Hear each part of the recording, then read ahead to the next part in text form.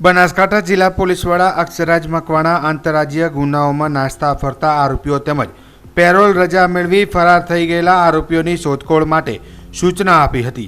જે મુજબ ડીસા વિભાગના નાયબ પોલીસ અધિક્ષક CL સોલંકીના માર્ગદર્શન હેઠળ ડીસા શહેર દક્ષિણ PI RS દેસાઈની ટીમ પેટ્રોલિંગમાં હતી।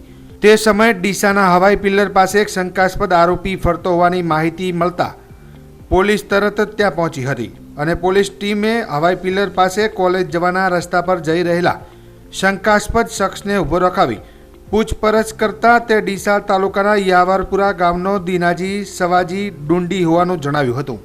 પોલીસે તેની વધુ પૂછપરછ કરતા તે હત્યાના ગુનામાં સજા ભોગવી રહ્યો હતો અને પેરોલ રજા મેળવી છેલ્લા 15 વર્ષથી નાસ્તો ફરતો હોવાથી જણાવ્યું હતું, જેથી પોલીસે તેની અટકાયત કરી ફરી તેને જેલ હવાલે કર્યો હતો।